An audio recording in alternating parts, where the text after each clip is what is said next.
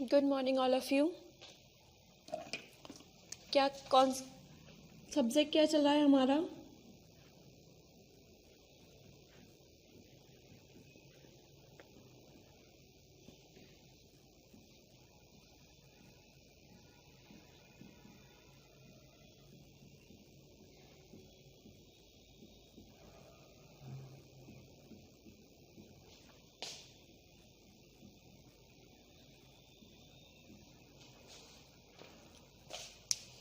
Contract second, ठीक है। तो कॉन्ट्रैक्ट सेकेंड में हमने लास्ट चैप्टर कौन सा स्टार्ट किया था? 4 चैप्टर था, ठीक है।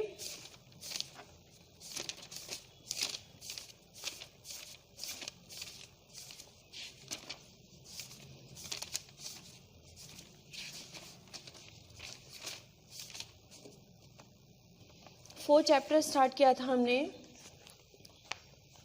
यूनिट कौन सी चल रही थी हमारी?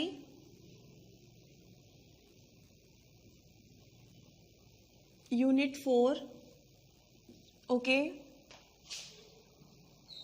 चैप्टर 4 कौन सा है? पार्टनरशिप।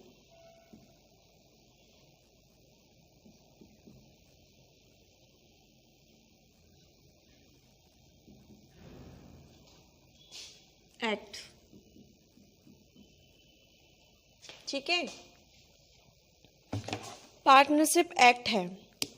इसमें हमने आपको सबसे पहले पार्टनरशिप की डेफिनेशन समझाई थी, इसके एलिमेंट समझाए थे, ओके। आज मैं आपको इसके नेचर समझाऊंगी। जो आज का जो टॉपिक होगा वो हमारा क्या है?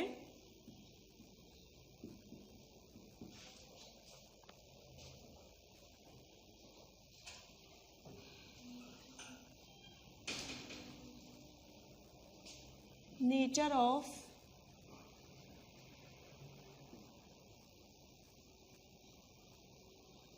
पार्टनरशिप, ठीक है। ये हमारा आज का टॉपिक था। नेक्स्ट था, इसमें सेक्शन कौन सा चलेगा? सेक्शन 4। सेक्शन कौन सा चलेगा? 4, जिसमें क्या है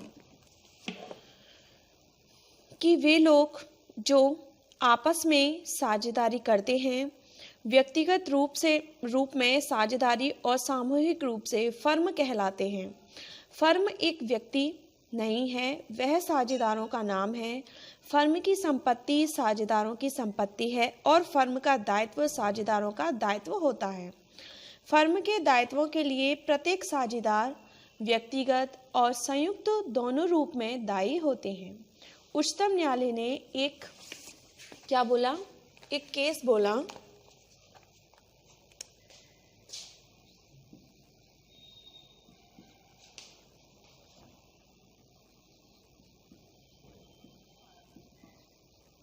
श्रीमती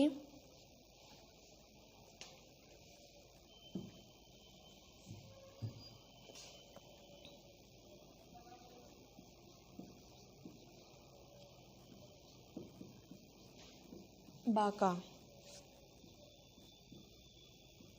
एफ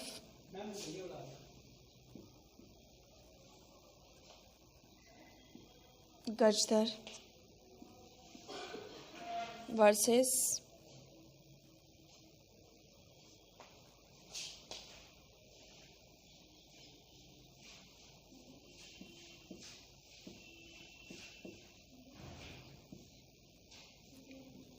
कमिश्नर ऑफ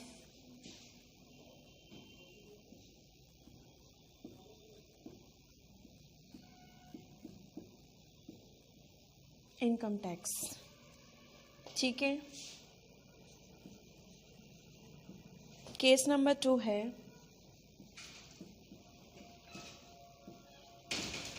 महारानी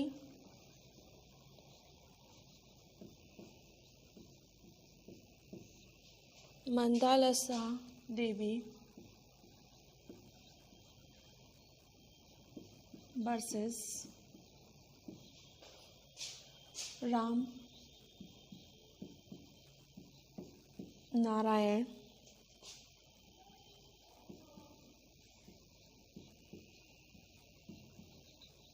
प्राइवेट लिमिटेड। ठीक है, केस नंबर 3,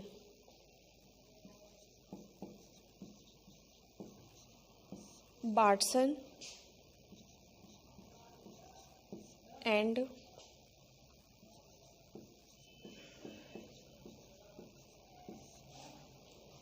एवेरेट वर्सेस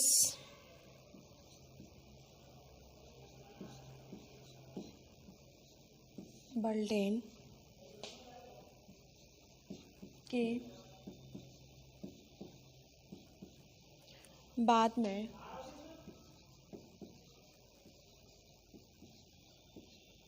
न्यायमूर्ति रोमर। ठीक है, नेक्स्ट केस है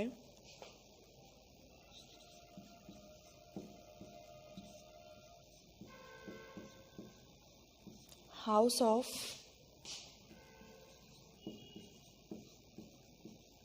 लॉर्ड्स ने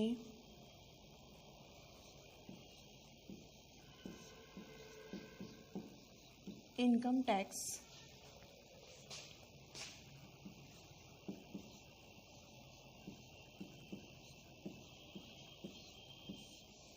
कमिश्नर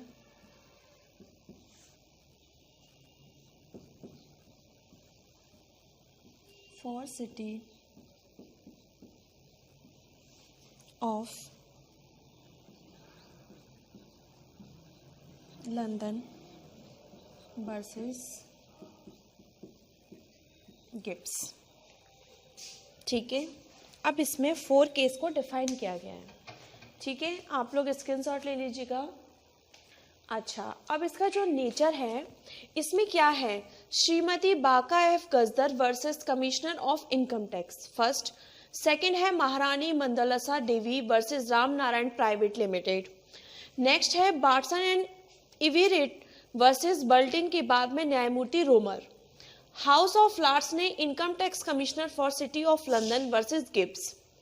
ठीक है, इसमें क्या बताया, इसमें ये बताया नंबर फर्स्ट में Shrimati Baka F Guzdar versus commissioner of income tax के बाद में कहा कि साझेदारी केवल व्यक्तियों का समूह तथा विधि में फर्म का नाम साझेदारों के वर्णन करने का संक्षिप्त ढंग है।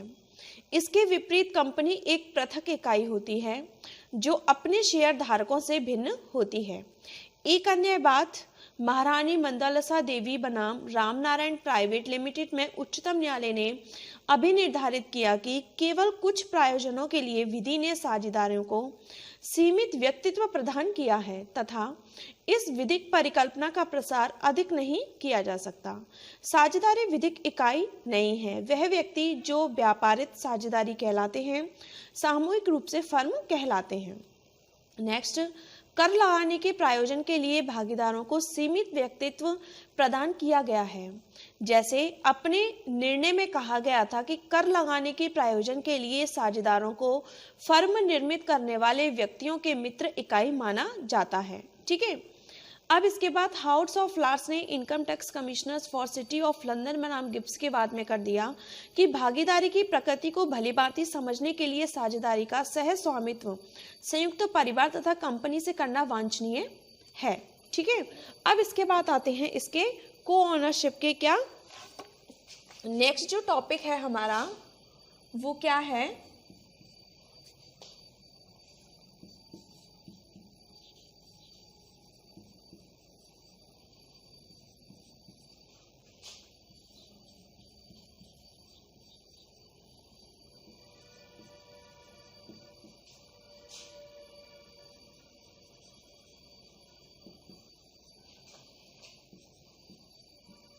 एंड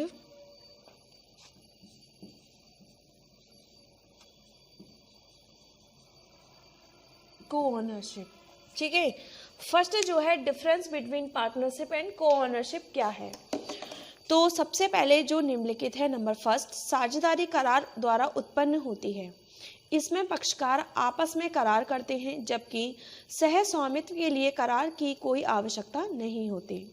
इसकी स्थापना सामाजिक स्थिति के अनुसार या निम्नानुसार होती है। नेक्स्ट, साझेदारी में व्यापार से हुई लाभ का बांटना एक आवश्यक तत्व है, जबकि सह स्वामित्व में व्यापार से हुए लाभ का बंटवारा करना आवश्यक नहीं है।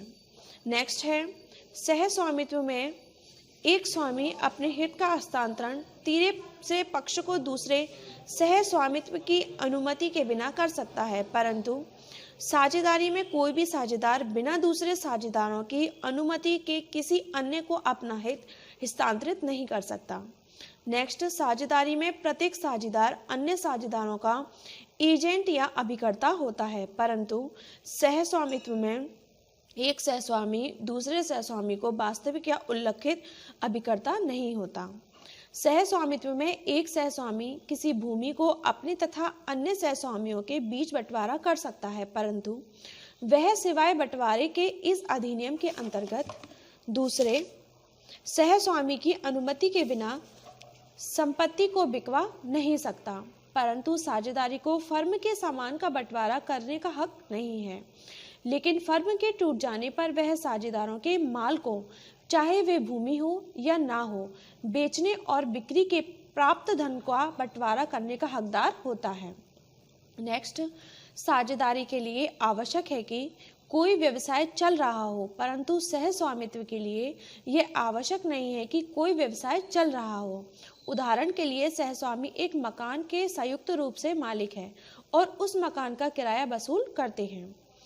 नेक्स्ट, साझेदारी में व्यवसाय के संचालन में अपने धोखाधड़ी या कपटपूर्ण कार्यों के परिणाम स्वरूप फर्म को पहुंची हानि के लिए साझेदार फर्म की क्षतिपूर्ति के लिए उत्तरदायी होता है, जबकि सह स्वामित्व में व्यवसाय से अपनी धोखाधड़ी के कारण पहुंची हुई किसी हानि के लिए कोई सहस्वामी दूसरों की क्षतिपूर्ति के लिए उत्तरदायी नहीं होता है। ठीक है, अब आता है नेक्स्ट टॉपिक है हमारा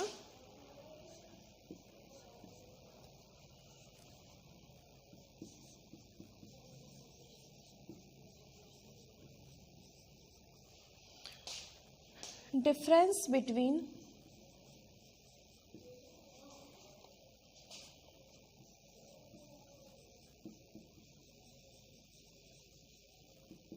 पार्टनरशिप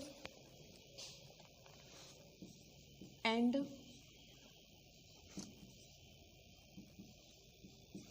जॉइंट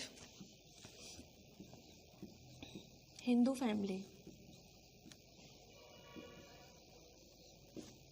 ठीक है, हिंदू फैमिली। अब क्या है कि एक साझेदारी तथा संयुक्त हिंदू परिवार में निम्नलिखित अंतर होता है। नंबर फर्स्ट, साझेदारी की स्थापना करार द्वारा होती है और यह करार लिखित अथवा मौखिक दोनों में से किसी भी रूप में हो सकता है, जबकि संयुक्त हिंदू परिवार के व्यवसाय की स्थापना करार के भिन्न विधि प्रवर्तन द्वारा होती है। जैसे ही बच्चा परिवार में माँ के पेट में आता है, वैसे ही परिवार के व्यवसाय का सदस्य बन जाता है। नेक्स्ट, साझेदारी व्यवसाय भारतीय साझेदारी अधिनियम 1932 द्वारा शासित होती है, जब कोई हिंदू परिवार फर्म हिंदू विधि द्वारा शासित होती है। नेक्स्ट, किसी सामान्य साझेदारी में प्रत्येक साझेदारी फर्म का अभिकर्ता होता है और अपने उपलिखित अधिकार के प्रयोग में फर्म और दूसरे साझेदारों को अपने कार्यों से आबद्ध करता है। अर्थात प्रत्येक साझेदार मालिक तथा अभिकर्ता दोनों होता है, जबकि संयुक्त हिंदू परिवार में फर्म के कर्ता या प्रबंध को परिवार के व्यापार के प्रायोजन के लिए ऋण लेने और परिवार की संपत्ति और साख की गिरवी रखने का उपलिखित अधिकार होता है। अर्थात प्रत्येक सदस्य दूसरे सदस्यों का अभिकर्ता नहीं होता। नेक्स्ट, साझेदारी में साझेदारों की सहमति के बिना नए साझेदार को सम्मिलित नहीं किया जा सकता, जबकि संयुक्त हिंदू परिवार में फर्म का प्रत्येक पैदा होने वाला पुरुष व्यक्ति फर्म सदस्य बन जाता है। नेक्स्ट है, एक साझेदार की मृत्यु का दिवालियापन से साझेदारी का अंत हो जाता है। ऐसी स्थिति में व्यापार चलते रहने का आशय का अनुबंध किया जा सकता है, जबकि संयुक्त हिंदू परिवार के किसी सदस्य की मृत्यु या दिवालियापन से व्यापार पर कोई प्रभाव नहीं पड़ता। मृतक के हित उसके पुत्रों को मिल जाते हैं तथा व्यापार ज्यों की त्यों चलता रहता है। नेक्स्ट है, साझेदारी में प्रत्येक साझेदारों का यह दायित्व है कि वह व्यय किए गए धन का हिसाब अपने सहजादारियों को दे। कोई भी साझेदार लाभ एवं हानि के हिसाब की मांग कर सकता है, जबकि संयुक्त हिंदू परिवार के सदस्यों के बीच हिसाब किताब नहीं होता। परिवार का कोई भी सदस्य व्यापार में हुए लाभ हानि की मांग नहीं कर सकता। नेक्स्ट, साझेदारी में एक अवयस्क को साझेदार नहीं बनाया जा सकता, उसे साझेदारी के लाभ में भाग लेने के लिए सम्मिलित किया जा सकता है। संयुक्त हिंदू परिवार में अवयस्क हिस्सेदार तो हो सकता है, परंतु वह व्यापार के लाभ को पाने का हकदार नहीं है। नेक्स्ट, साझेदारी में एक पुरुष तथा स्त्री दोनों साझेदार होते हैं तथा प्रत्येक साझेदार फर्म के ऋणों के लिए उत्तरदायी होता है। उसकी व्यक्तिगत संपत्ति भी व्यापार के ऋण के भुगतान के हेतु ली जा सकती है, जबकि संयुक्त हिंदू परिवार के सदस्यों का दायित्व परिवार की संपत्ति में उनके अभिव्यक्त हिस्से तक ही सीमित रहता है। उनकी व्यक्तिगत संपत्ति पर व्यापार में ऋण का कोई असर नहीं पड़ता। केवल कर्ता ही व्यापार के सब दायित्वों के लिए उत्तरदायी होता है। परिवार की संपत्ति से भुगतान न होने पर उसका व्यक्तिगत संपत्ति ली जा सकती है। साझेदारी फर्म में एकदम अपरिचित व्यक्ति, यहाँ तक कि भिन्न राष्ट्रीयता एवं धर्म वाला व्यक्ति साझेदार के रूप में सम्मिलित हो सकता है, जबकि संयुक्त हिंदू परिवार फर्म में केवल उसी परिवार के सदस्य भी सम्मिलित हैं। संयुक्त हिंदू परिवार का सदस्य नहीं हो सकता। ठीक है, अब आता है नेक्स्ट,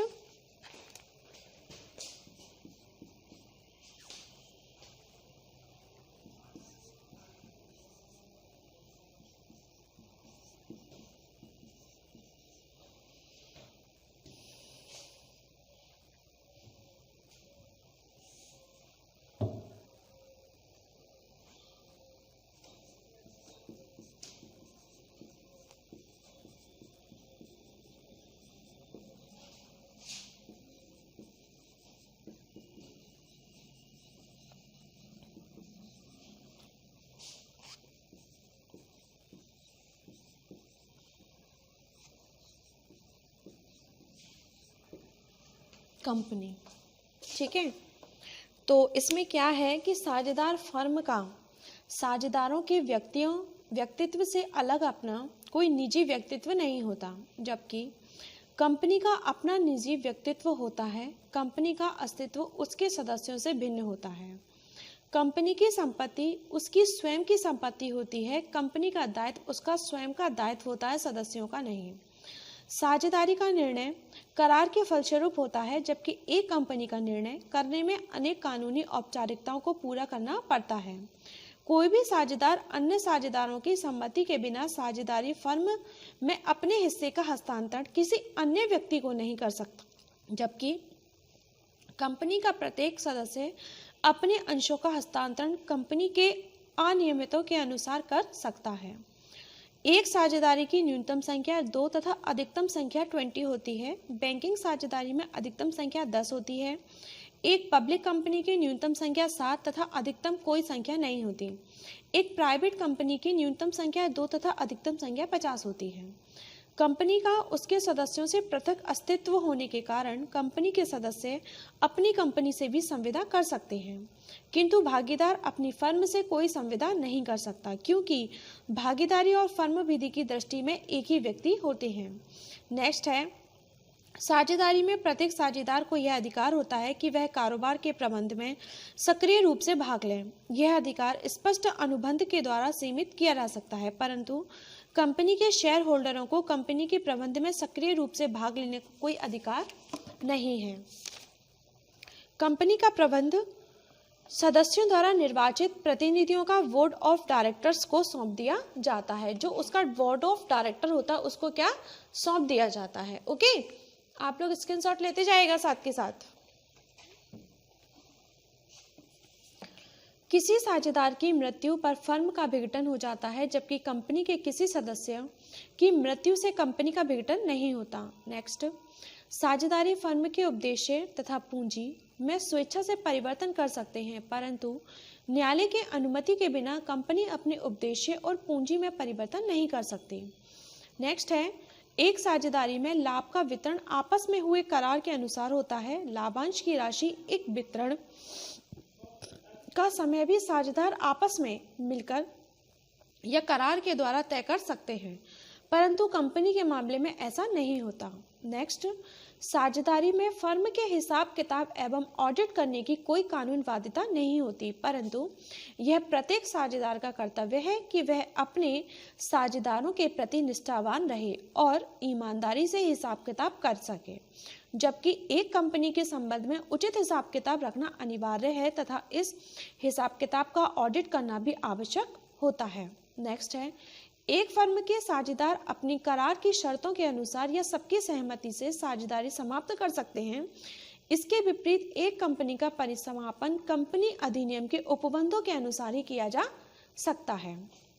ठीक है, ये तो हो गए हमारा क्या, नेचर ऑफ पार्टनरशिप। किसका है? Nature of partnership. ठीक है, अब हमारा एक और है, नेक्स्ट है पर्टिकुलर पार्टनरशिप किसे कहते हैं। ठीक है, नेक्स्ट टॉपिक जो है वो क्या है हमारा, स्क्रीनशॉट ले लीजिएगा बेटा।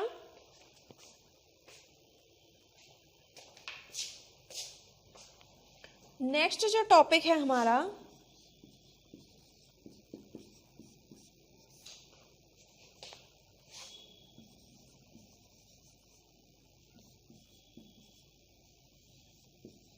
Particular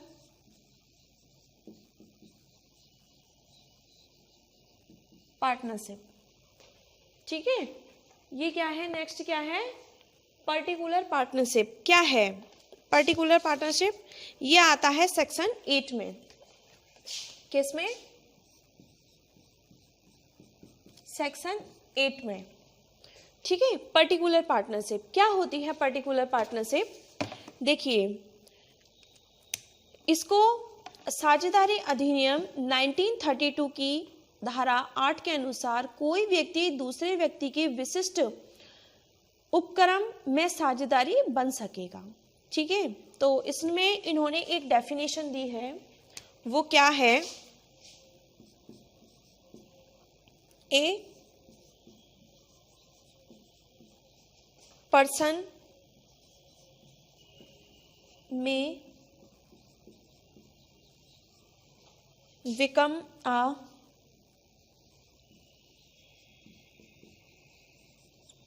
partner with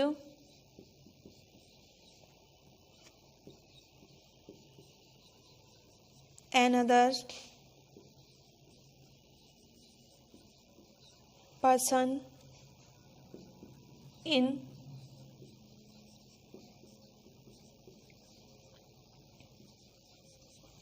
particular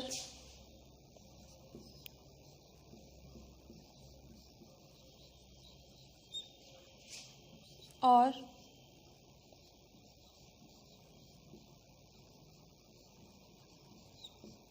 undertaking. ठीक है, ये है, a person may become a partner with another person is in particular और अंडरटेकिंग। ठीक है, तो इसमें क्या बताया गया है कि इस प्रकार यदि कोई व्यक्ति किसी दूसरे व्यक्ति के विशिष्ट उपक्रमों में साझेदार बन सकता है तो ऐसी साझेदारी को, इसे साझेदारी पार्टनरशिप, पर्टिकुलर पार्टनरशिप कहते हैं। स्क्रीनशॉट ले लीजिएगा आप लोग।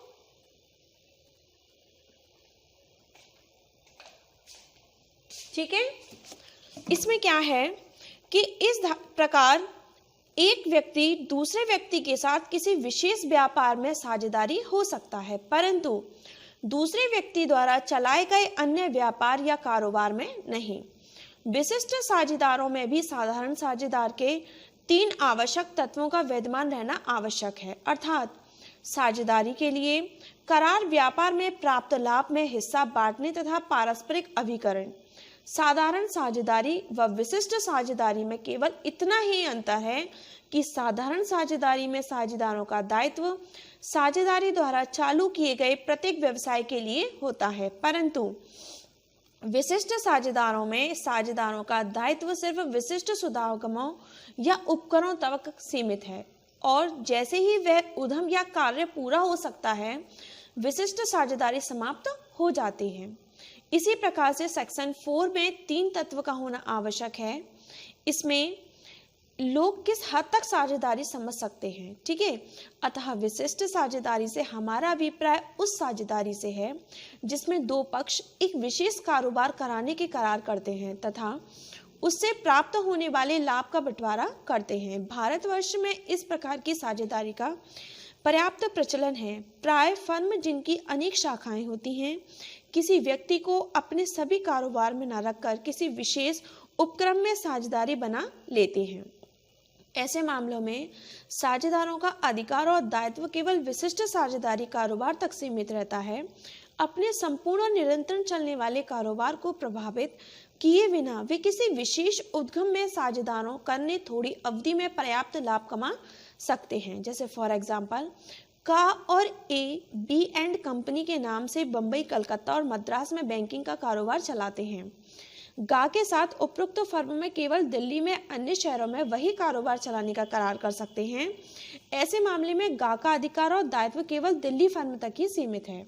साधारण साझेदारी एक विशिष्ट साझेदारी में अंतर यह है कि विशिष्ट साझेदारी में सम्मिलित साझेदारों का दायित्व विशिष्ट उद्यम या व्यवसाय के अलावा किसी अन्य व्यवसाय के लिए नहीं होता है, किंतु साधारण साझेदारी में साझेदारों का दायित्व फर्म द्वारा चलाए गए प्रत्येक व्यवसाय के लिए ही होता है। ओके, तो ये हमारा क्या था, पर्टिकुलर पार्टनरशिप।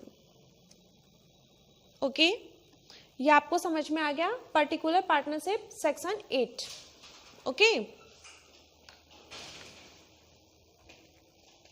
तो इसमें सबसे पहले क्या क्या टॉपिक रखा था, सबसे पहले नेचर ऑफ, इसका नेचर हमने पार्टनरशिप का समझाया था, जिसको हमने सेक्शन 4 में ये केसेस दिए थे। Shrimati Baka F Gajar, commissioner of income tax, Maharani Mandalsa Devi Ram Narayan private limited, Watson and Everett Balson के बाद में न्यायमूर्ति रोमर, हाउस ऑफ लॉर्ड्स ने income tax commissioner for City of London versus Gibbs, ठीक है।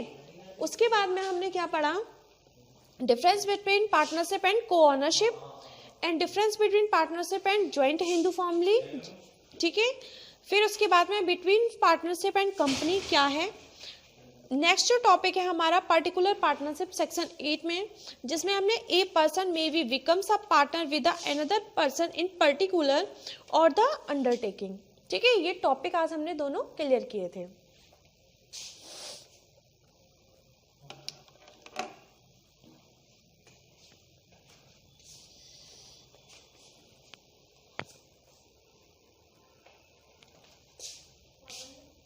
ओके, आई होप कि आपको बहुत अच्छे से समझ में आया होगा। एंड नेक्स्ट वीडियो में, नेक्स्ट के लेक्चर में हम आपको